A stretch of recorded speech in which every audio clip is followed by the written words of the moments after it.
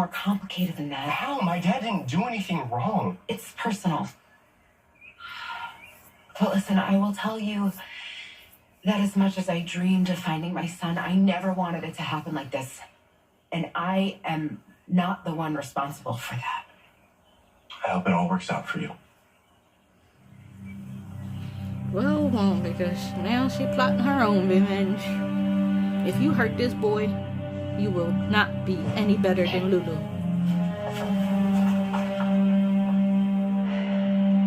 Hey, Britt. Hello, neighbors. Welcome back to the channel. Happy Taco Tuesday. Let's get into today's General Hospital recap. Okay, let's start with drama Sasha real quick, because first I thought we was about to have another baby snatch, kidnap, twisted story, but we're not, so everybody can have a seat. Yeah, just calm down. It's cool. Woo, they gave my anxiety up, okay? Because as soon as Sasha here, what happened? Let me tell you what happened. So she's in the hospital, she's talking to Felicia, she's talking to Carly, and of course Carly and Felicia came to her to convince her to stay with one of them, you know, now, or have her own house once again. And she turned them down and said that she was going to stay with the Quartermains because, believe it or not, it feels like home. As they're discussing that, the nurse comes in, some random new nurse. Happy, Kyrie's a new nurse for you. Well, she came in and brought Sasha the wrong baby. As soon as she gave the baby to Sasha, Sasha looked down and you see that look. That child went berserk, okay? That's not my baby. What y'all doing with my baby? Where's my baby? My baby. I was like, uh-oh. Now, listen, we already got Willow on the other side of the hospital. Damn near need to be a 201 or something like that. Don't say we got 302 you too. Look at poor Michael face. He had to hurry up and come in and do the whisper. Shh, no, calm down. He came in as they're flipping out, and Carly's trying to calm Sasha down, and Felicia out there trying to locate the baby. Michael see all this commotion as he coming up, approaching the hallway. He runs in there, and he's like, what's going on? Carly turned around. No, they just brought the wrong baby. Carly, for once, is all nice and sane. Sasha in the background, no, they took my baby. My baby's missing. My baby. All right, hold up. He like, wait. Okay, calm down. Everything's going to be all right. She's like, how do you know? Because, you know, this the new Michael. Ain't nothing going to go wrong right now. So he said, I just know everything is going to be okay. Just calm down. Let's be calm and get ready to meet our baby girl. Then, boom, as soon as she said that, she was like, okay. Then Lucas comes with the baby. Apparently, the baby was still in the nursery, and, you know, the nurse actually just picked up the wrong damn baby. Listen, people, y'all can't be giving her a scare like that. Even Felicia, after everything had come down, and they brought the baby to them, and Michael and Sasha holding, Lucas was trying to explain the baby was sitting right there. I don't even know. I don't understand how the mix-up even happened. So Felicia was like, can I speak to you for a moment? Pulled Lucas out to the hallway, and they discussing this incident and shit. He was like, well, I was going to leave a little early, but I think maybe I should stick around and find out how did this happen, and, you know, also contact the higher ups. Felicia like, I'm going to help you with this. So the fact that y'all made a mistake and y'all going to make this extra step just to find out how this mistake happened, y'all better not have switched up that damn baby. That baby better not come back in 10 years talking about, hi, mommy and daddy, I'm your real daughter. Y'all better not do this. And y'all comment below, did y'all see a real difference between each baby? Because I didn't. They all looked alike. Anyway, she's cute. She's adorable. But that's Daisy.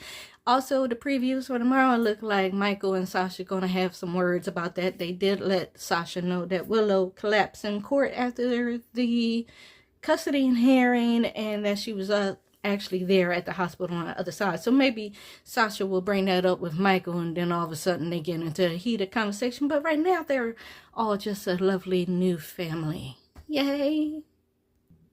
I'm sick of this. So, Dante and Rocco was at the baseball batting rack, and then Sonny came and to join them, and then all of a sudden Rocco was like, I left my badminton at home or whatever, and Sonny was like, well, oh, my ride is right there, he could take you, go pick that up, and you come back and we take a couple of swings. They was staying there making a joke about coffee baseball versus the cop baseball and all that. I tuned out. I was like, yeah, anyway, this is not important. Let's go.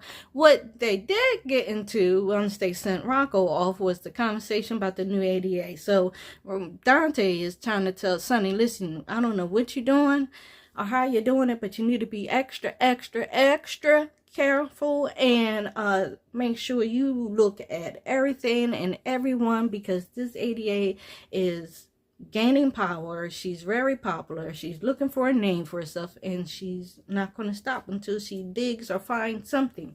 So, Sonny trying to play it cool. I got this. Yeah, I understand. I'm sorry that this is coming, to bite you in the butt at your job again, and that's the last thing I need and all that good stuff. And Dante like, listen, I don't care about that. I just know that after this Geo thing, it made me realize how much you mean to me and how much important you are, and I just want you to know that I'm glad that you're my dad. So they had a nice little lovey situation.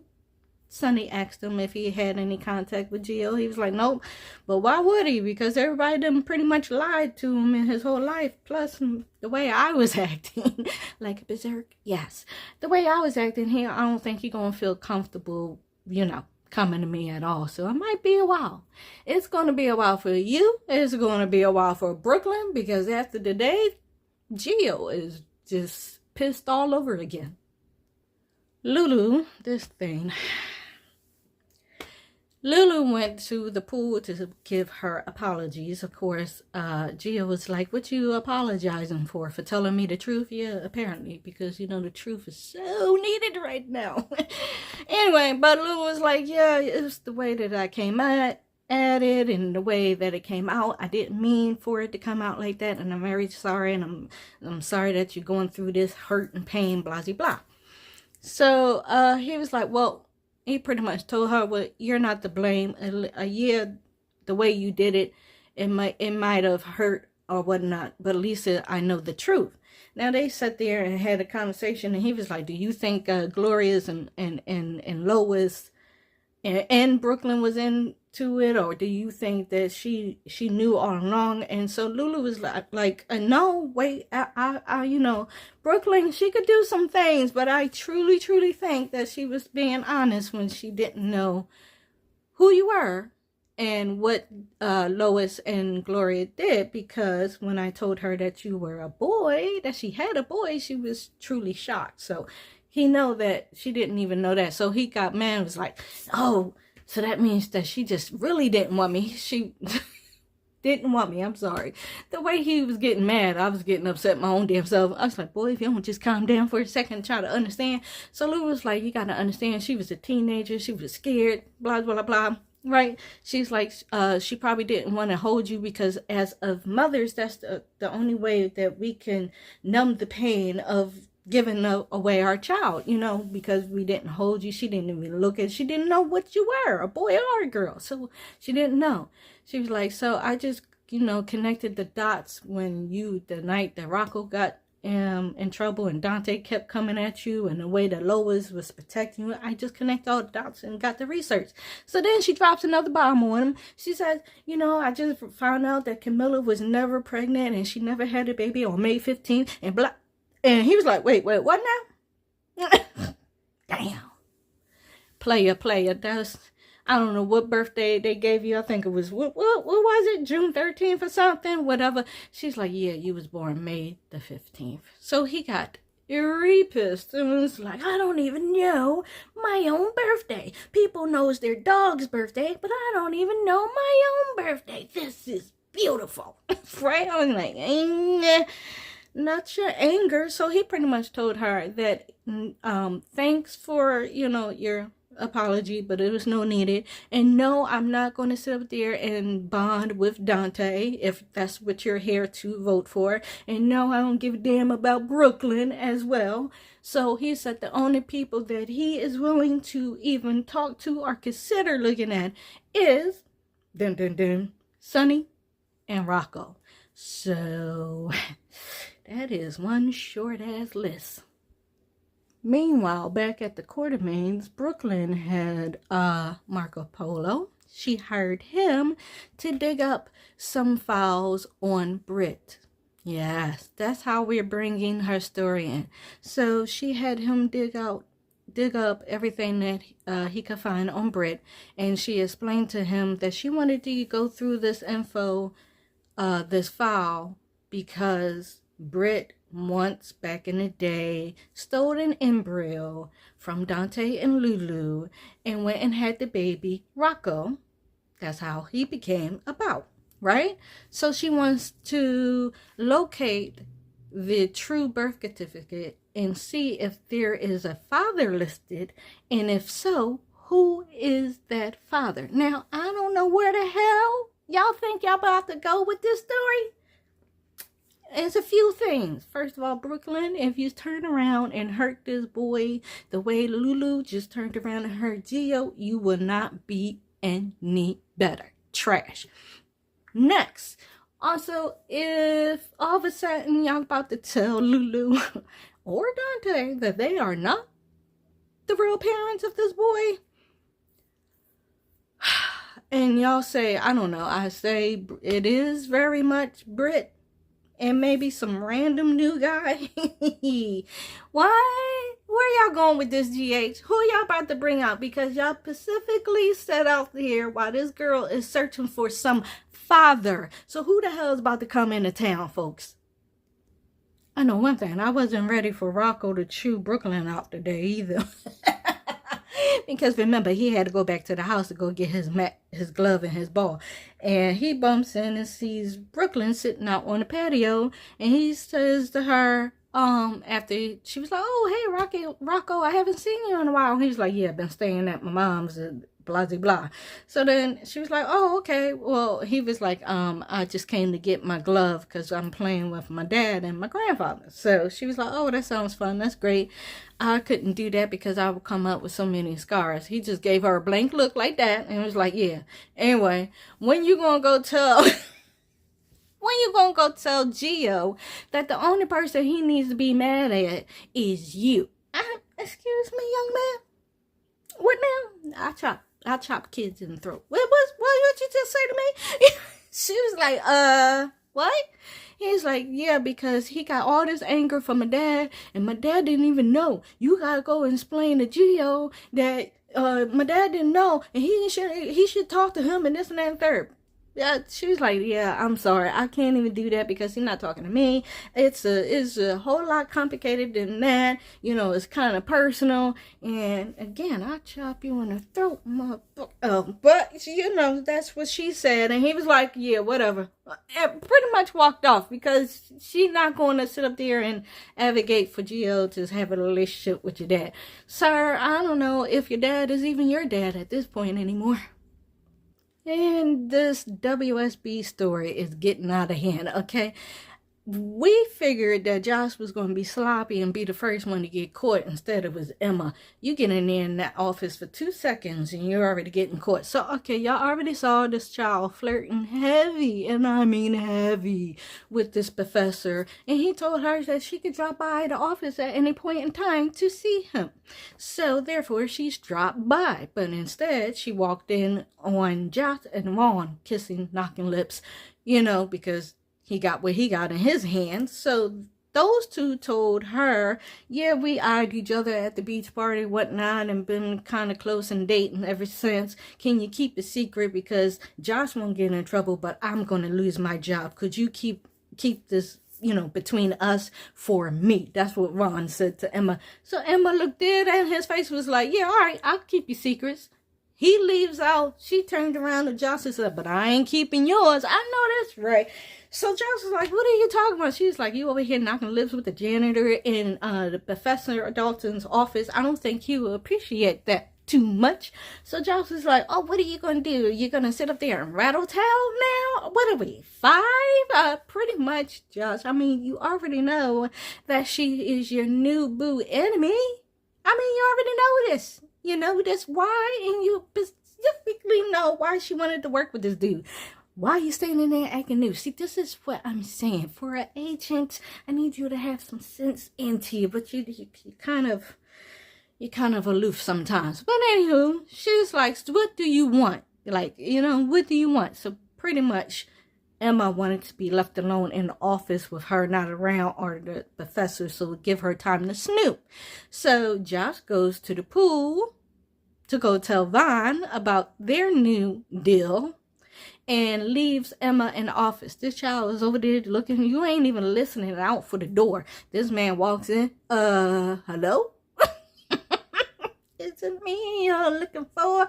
Huh? What happened? Emma look up. She got the file in her hand. She's like, oh, yeah. But she was smooth with the lie. She was like, well, you said I could drop by anytime that I wanted to see you. And when I came by, Josh was here. And so I just told her she could go ahead and I will finish this file for you. So he was like, yeah, I got to talk to Josh about that, because ain't nobody supposed to be up in here doing her work. And so she was like, well, it was just giving me an excuse to sit while I wait for you. As soon as she said, while I wait for you, he gets all smiling and giggly. Oh, you waiting for me? Me? Me? Yes, you creepy old man. You. Yes, she was waiting for you.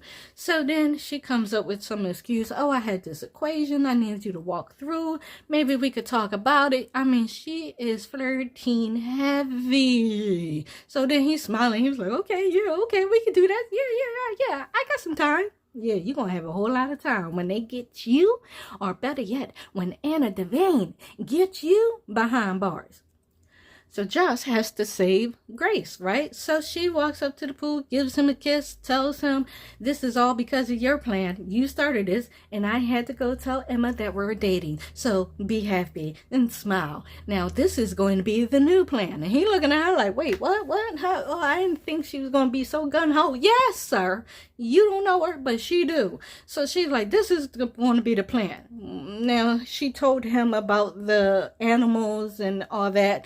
That's why Emma is into the professor, because she thinks he's doing something toxic to the animals. So she was like, what you're going to do is sit in for the animal rights, and you're going to sit up there and look like you're so gung-ho for her, for the animal rights, and that you're feeling real passionate just like her.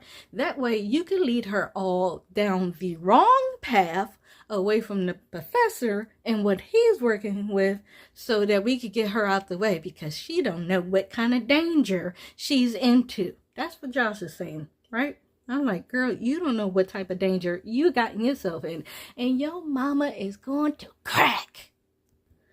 Child, shut up. I sure did enjoy Michael and Curtis today. So Curtis called Michael into the office because he was trying to resign.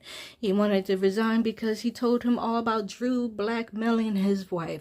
Michael was like, not on my watch. He already messed up my whole family and some friends. Don't let him do the same for you. Instead, we're going to keep making him think he is winning, and make sure to make him think that his plan is working. Meanwhile, we're going to sit back and wait for our opening. And as soon as you get that, bam, you go and make your move. So Curtis was like, no, I don't want to use a roar like that. I don't want this. I don't want that. Mike was like, listen, it ain't about what you want. It's about the fact we're not going to let Drew win. So I don't know exactly how their plan is going to work, or what kind of opening they're going to need, but please, for the love of God, somebody take Drew out. These dummies. Okay, so Nina opened up with real confidence in the beginning. She first, when Drew came to the hospital, she was like, oh no, bro, you ain't taking another step. You can't see her because I'm her mother.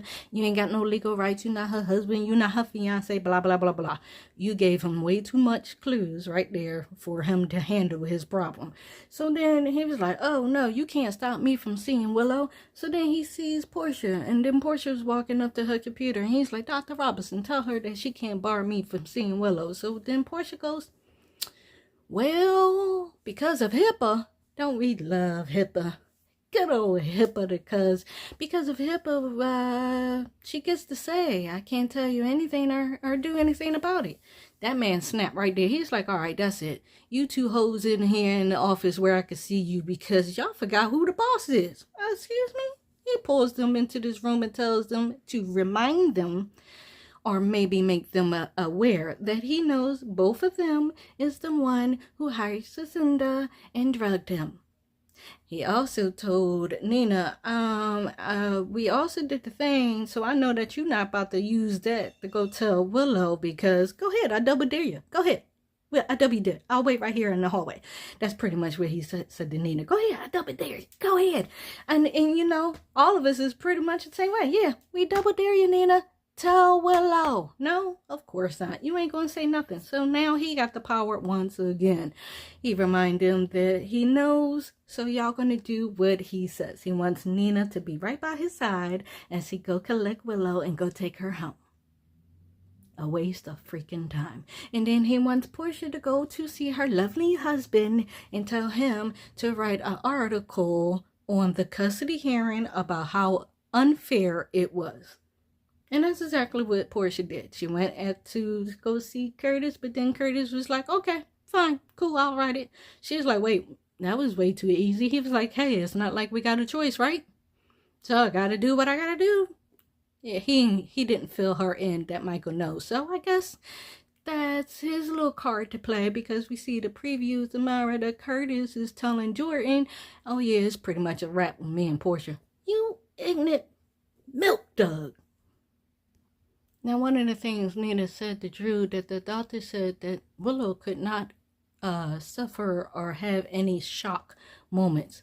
Well, you see what happened, right? They sign her out, and then she turns around, and boom, she sees Daisy, Sasha, Michael, and Carly. All smiles coming off the elevator. Look how happy they look. Don't they look happy? Meanwhile, Willow is in misery. Yeah, this is what we're talking about, Willow. This is what you was choosing.